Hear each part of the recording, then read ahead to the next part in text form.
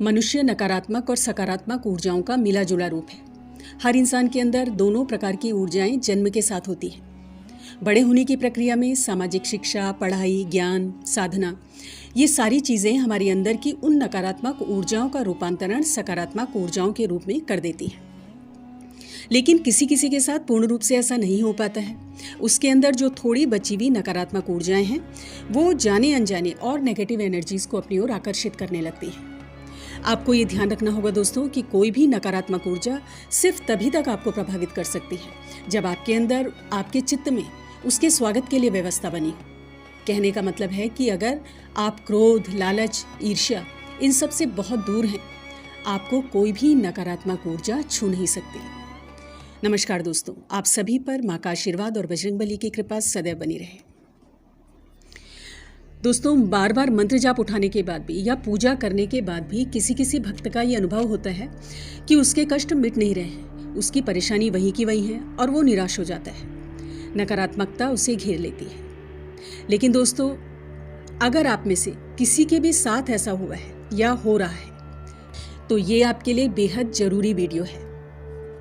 आपको निराश होने की ज़रूरत नहीं है, बल्कि चीज़ों को गहराई से समझने की ज़रूरत है। निराश होने से समस्या का बढ़ना निश्चित हो जाएगा।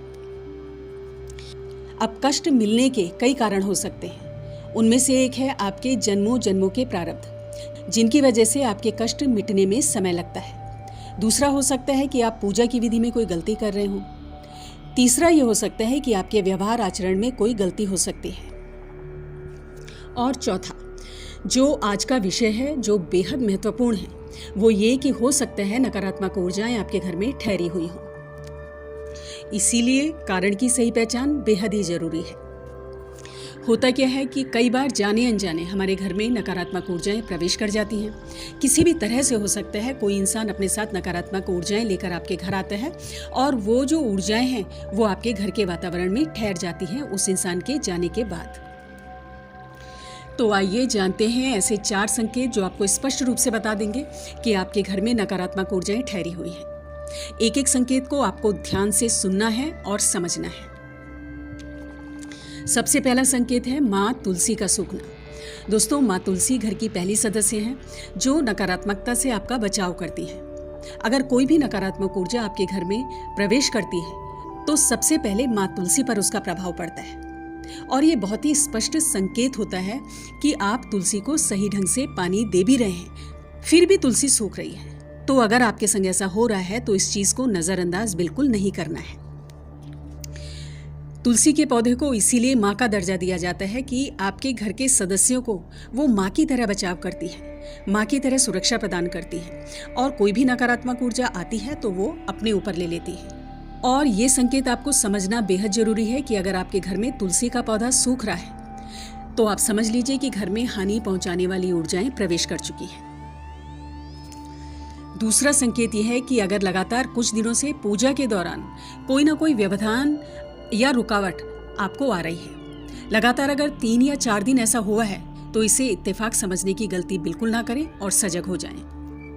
इसे इस तरह समझिए कि सुबह आप पूजा में बैठे हैं और कोई अचानक मेहमान आ जाए जिसके आने की कोई संभावना ना हो। दूसरे दिन पूजा में उसी समय कोई पड़ोसी आ जाए जिसकी कोई आने की संभावना ना हो। और अगर इसी तरह के व्यवधान 3-4 दिन लगातार आपकी पूजा में आए तो आपको समझ जाना चाहिए कि कोई नकारात्मक ऊर्जा है ये जो इन व्यवधानों के जरिए आपको पूजा से रोकना चाहती है। दोस्तों, पूजा पाठ इसीलिए सुबह सुबह किया जाता है कि कोई व्यवधान अड़चन बीच में ना आए और आप अच्छी तरह से अपनी पूजा कर पाएं। लेकिन फिर भी अगर कोई व्यवधान, कोई अड़चन बीच में आ रही है तो इसे आपको नजरअंदाज बिल्कुल नहीं करना है। तीसरा संकेत, पूजा के दौरान लगातार दिए का बुझना। दोस्तों, पूजा में रखा दिया जब अपने आप अचानक बुझ जाए, ऐसी स्थिति में जब आसपास कोई भी हवा नहीं चल रही है, तो ये भी एक संकेत होता है नकारात्मक ऊर्जा का। दिया आपकी पूजा में ऊर्जा के केंद्र के रूप में स्थापित किया जाता है। दिए पर ध्यान लगाकर एक साधक अपने आप को ब्रह्म से जोड़ सकता है, लेकिन यही ऊर्जा का स्रोत नकारात्मक ऊर्जा की मौजूदगी में सबसे पहले प्रभावित भी होता है, क्योंकि ये बेहद ही संवेदनशील हो जाता है आपके ध्यान की ऊर्जा से मिलकर। और ये संवेदनशीलता के कारण ही किसी भी नकारात्मक ऊर्जा की मौजूदगी में ये दिया तुरंत प्रभावित हो जाता है और अधिकतर बुझ जाता है। तो अगर दिया लगातार बुझ रहा है तो इस संकेत को बिल्कुल भी नज़रअंदाज आपको नहीं करना है। चौथा संकेत नेगेटिव एनर्जी का कि जब घर में क्लेश की स्थिति हर समय बनी रहे और घर के सदस्यों का लगातार बीमार बने रहना। दोस्तों, नकारात्मक ऊर्जाएं सबसे पहले इंसान के ऊर्जा शरीर को यानी एनर्जी बॉडी को प्रभावित करती हैं। उसके बाद भावनात्मक स्तर पर आप पर हमला करती हैं। उसके बाद मानसिक शरीर पर यानी मेंटल बॉडी जो एक इंसान की होती है उस पर असर करती हैं और आखिर में शारीरिक स्तर पर यानी कि भौतिक शरीर पर अपना कुप्रभाव छोड़ती हैं। अभी तक हमने जो बातें कही हैं वो आपके ऊर्जा स्तर पर पड़ने वाले प्रभाव से जुड़ी हुई थी।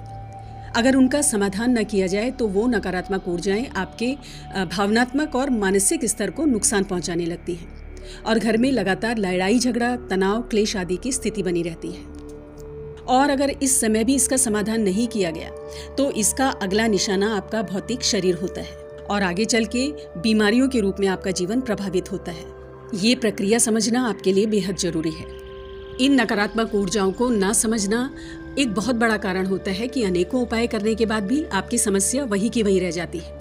शारीरिक बीमारियां हैं तो वो सही नहीं हो रही हैं, घर में क्लेश है तो वो खत्म नहीं हो रहा है और अगर आर्थिक समस्याएं हैं तो वो कम नहीं हो रही हैं।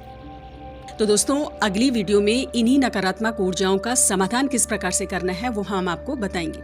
हनुमान जी का एक बहुत ही प्रभावी और अचूक शाबर मंत्र हम आपको बताएंगे जो नकारात्मक ऊर्जाओं को हमेशा हमेशा के लिए आपके जीवन से दूर कर देगा। दोस्तों, आज की वीडियो में इतना ही। अगली वीडियो में बहुत जल्द मिलती हूँ। तब तक के लिए आप अपना ध्यान रखें, स्वस्थ रहें, खुश रहें, मस्त रहें। जय माता दी, जय बजरंगबली।